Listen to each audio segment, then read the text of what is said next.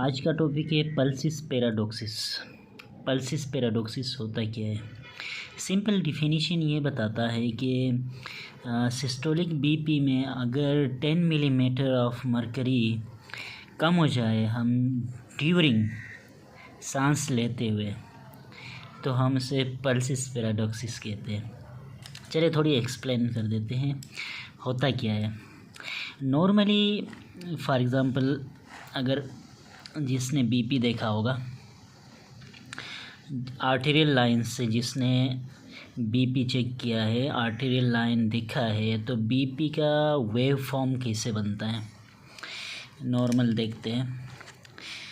जब systolic start हो जाता है यानी दिल कॉन्ट्रैक्ट करना स्टार्ट कर देता है वेंट्रिकल्स, तो ये ग्राफ बनता है इस तरफ, यू ऊपर चला जाता है।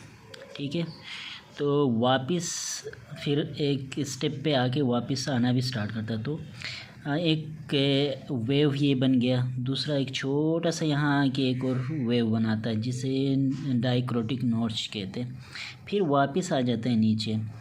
ठीक है, तो ऊपर जो पीक बनता है उसे सिस्टोल कहते हैं, जो नीचे पीक जो आया हुआ है पीक बनता है इसे क्या कहते हैं? डायस्टोल कहते हैं। मतलब ये ऊपर गया सिस्टोल हो गया, मतलब ये कि ऊपर बीपी अगर 120/80 का बीपी है तो क्या आएगा कि ये 120 हो गया और नीचे क्या है 80 है।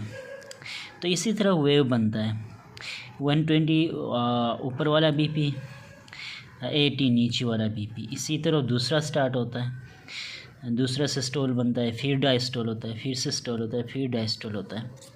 तो सिस्टोल और डायस्टोल अगर बनता रहे तो हम जब सांस ले तो इस पे क्या असर पड़ेगा, इसे कहते हैं पल्सिस, पैराडॉक्सिकल पल्सिस भी कहते हैं। मतलब क्या कहना चाह रहा है?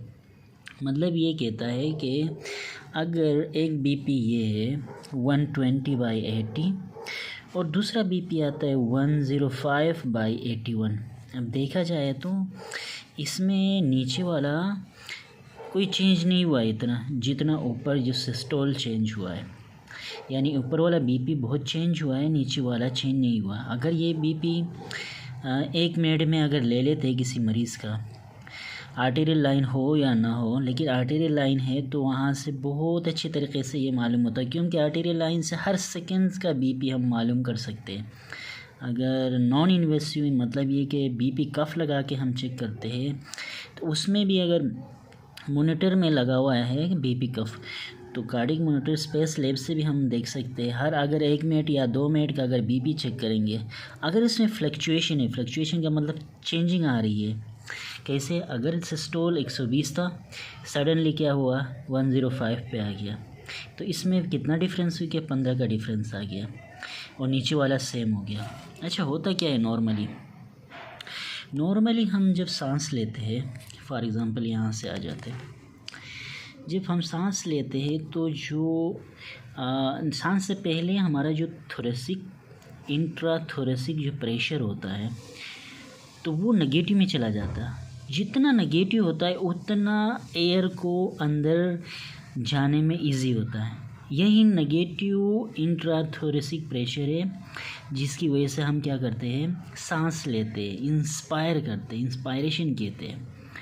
ठीक है, जो ही इंस्पायर करते हैं तो क्या होता है, थोरेसिक कैविटी अलाउ करता है कि आप जितना गैस ले सकते हो, अमाउंट ऑफ गैसेस हम ले सकते हैं।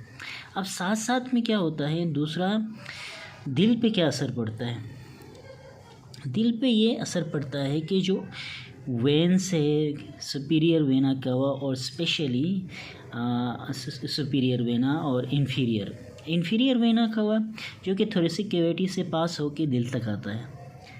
ठीक है, तो उसके लिए भी जगह मिलता है और उसको भी पुश करता है ब्लड टूवर्ड किसकी तरफ, जो ही थोरेसिक कैविटी में जब इन्फ्लेशन होती है, इन्फ्लेशन का मतलब जो लंग्स है, ये लंग्स इन्फ्लेट हो जाते हैं, तो जो अमाउंट ऑफ वो है ब्लड है वो वापस दिल तक ज़्यादा आता है। तो राइट एट्रियम में से राइट वेंट्रिकल क्या हो जाता है, राइट वेंट्रिकल में ओवर जमा हो जाता है, मतलब ये कि ज़्यादा जमा हो जाता है। जब यहाँ पे ज़्यादा जमा होता है तो ये क्या करता है, प्रेशर डालता है आसपास, ठीक है। प्रेशर डाल के क्या करता है, लेफ़्ट वेंट्रिकल को धकेलता है थोड़ा सा, क्योंकि इसमें अगर प्रेशर ज़्यादा होगा तो लाजमी है इस पर भी प्रेशर पड़ेगा, क्योंकि यहाँ से जाना है लंग्स की तरफ। अगर जितना जाना है वो लाएगा जाएगा ना, अगर ज़्यादा ओवरलोड हुआ तो क्या होगा, प्रेशर भी डाल देगा। पहला प्रेशर डाल के क्या करता है, वो लिए लेफ़्ट वेंट्रिकल को धकेल देता है। दूसरा क्या करता है, जब ये लंग्स क्या होते हैं फूल जाते हैं तो क्या होता है कि इनके अंदर जो कैपिलरीज़ है उनमें अंदर ब्लड रह जाता है, क्योंकि स्कीज़ नहीं है, स्कीज़ हो गया तो ब्लड वापस आ सकता है ना। अब ये इन्फ्लेट हुआ, इन्फ्लेट का मतलब फूल गया तो आर्टरीज़ और जो कैपिलरीज़ है उसमें ब्लड रह जाता है, जिसकी वजह से वापस लेफ़्ट एट्रियम में नहीं आता है। यहाँ से गया ब्लड, वापस आने में अगर वो है इंस्पायर कर रहे हैं, हम सांस ले रहे हैं, तो उस दौरान क्या होता है, यहाँ स्टे करता है ब्लड, वापस यहाँ पे नहीं कम आता है। तो इसकी वजह से टोटल इफ़ेक्ट क्या होता है, लेफ़्ट वेंट्रिकल इफ़ेक्ट होता है। हमें पता है लेफ़्ट वेंट्रिकल में कार्डिक जितना ब्लड जमा होगा वो पूरी बॉडी में जाता है, और यही लेफ़्ट वेंट्रिकल है जो सिस्टोलिक बीपी बढ़ाता है। अब दो तरीके से सिस्टोलिक बीपी में डिक्रीज़ आ गई, एक तो ये धकेला इसको क्योंकि इसमें ज़्यादा जमा हुआ था ब्लड। दूसरा क्या हुआ कि इसके अंदर यहाँ लंग्स के अंदर से आना था, लेकिन लंग्स के अंदर क्या हुआ, स्टे किया ब्लड ने थोड़ी देर के लिए, तो यहाँ पे ब्लड कम आया और इसने भी धकेल दिया। तो ये क्या करेगा, जितना है इसके अंदर वो फेंक देगा, तो क्या होगा, कम फेंकेगा। ये कब होता है, ये जब हम सांस लेते तब होता है। अब इसका वेव फॉर्म कैसे बनता है, देखो ये हुआ सिस्टोलिक और डायस्टोलिक। जब ये सांस लेते हैं तो ये छोटा सा वेव बनता है, देखो यू बना। जो ये सांस बाहर निकालना स्टार्ट हुआ तो क्या हुआ कि लेफ़्ट वेंट्रिकल को थोड़ी आज़ादी मिली और ब्लड भी वहाँ पे ज़्यादा आ गया, तो क्या होगा, सिस्टोल बढ़ता जाएगा, ठीक है, यहाँ से बढ़ता जाए। ये फिजियोलॉजिकली नॉर्मली होता है हर इंसान में, थोड़ा कोई चेंजिंग आती है। अगर एक सिस्टोल फॉर एग्ज़ाम्पल 120 का है तो दूसरा सिस्टोल 115 का भी हो सकता है, 5 का डिफरेंस सकता है, 6 का डिफरेंस आता है, 7 का डिफरेंस आ सकता है। तो सिस्टोल टू सिस्टोल ये दोबारा देखो, एक्सपायरेशन में ये सिस्टोल सही रहा, फिर इंस्पायर सांस अंदर की तरफ लेने लगा, तो फिर क्या हुआ, फिर ये सिस्टोल कम हुआ। तो इसे कहते हैं पल्सिस पैराडोक्सिस। पल्सिस पैराडोक्सिस इसको नहीं कहेंगे, इसको कहते हैं जस्ट सिस्टोलिक प्रेशर में चेंजिंग आना। अगर ये चेंजिंग 10 सिस्टोलिक यानी 10 मिलीमीटर ऑफ मरकरी से बढ़ जाए तो पल्सिस पैराडोक्सिस कहेंगे। ये एक रीज़न है, इसके पीछे तो क्या है ये भी हम देखेंगे कि ऐसा क्यों होता है, ये इंडिकेटर या क्या इंडिकेट कर रहा होता है ये भी हमें पता चलना चाहिए।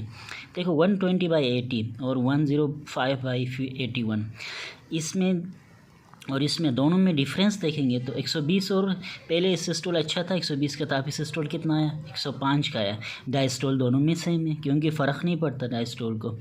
सिस्टोल क्योंकि कार्डिक आउटपुट के रिजल्ट में मिलता है, डायस्टोल वेस्कुलर रेजिस्टेंस के रिजल्ट में मिलता है। वेस्कुलर रेजिस्टेंस तो सही है, नॉर्मल है अपनी जगह, लेकिन जो कार्डिक आउटपुट है वो सांस लेते हुए कम हो गया।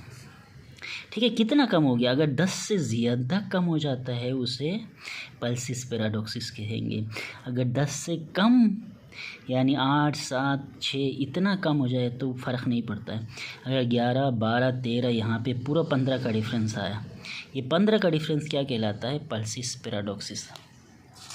अब ये पल्सिस पैराडोक्सिस क्या इंडिकेट करता है, सबसे पहले कार्डियक टेम्पोनाट इंडिकेट करता है। अगर बार बार आ रहा है समझो कि कार्डियक टेम्पोनाट की तरफ जा रहा है मरीज़। कार्डियक टेम्पोनाट क्या होता है, कार्डियक टेम्पोनाट जस्ट ये होता है कि जो पेरिकार्डियल इफ्यूजन है वो बढ़ता जाता है, इतना बढ़ता है कि लेफ़्ट वेंट्रिकल को, ये जो लेफ़्ट वेंट्रिकल के आसपास पेरिकार्डियम है इसको जगह ही नहीं मिलता है, इसको धकेल के अंदर ले जाता है, इतना छोटा कर देता है लेफ़्ट वेंट्रिकल को पेरिकार्डियम में जो पेरिकार्डियल इफ्यूजन जमा होता जाता है तो क्या करता है, लेफ़्ट वेंट्रिकल को जगह ही नहीं देता है, दिल को बिल्कुल छोटा कर देता है। उसे सिंपली कार्डियक टेम्पोनाट कहते हैं, लेकिन कार्डियक टेम्पोनाट के फर्दर और भी कॉजेस हो सकते हैं।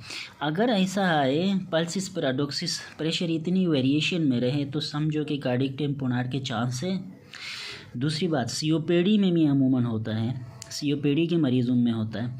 एग्जासर्वेशन अमूमन ये होती है कि मसल ज़्यादा यूज़ करने लगे तो उसमें भी ये पल्सिस पैराडोक्सिस होते हैं। पेरिकार्डियल इफ्यूजन बताया, एस्थमा और सीओपीडी में भी ये अमूमन होता है।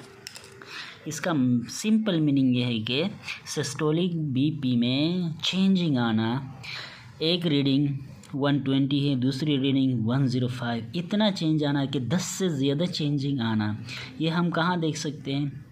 ये नॉर्मल बीपी चेक करते हुए नहीं देख सकते जब तक आर्टेरियल लाइन आपके पास ना हो, जब तक आर्टेरियल लाइन का वेव फॉर्म अच्छा ना हो, आपके पास प्रॉपर वेव फॉर्म बने तभी पता चलता है। साथ साथ में एक और इंडिकेटर है टेकिकार्डिया, इसके अंदर होता है तो माइनर सा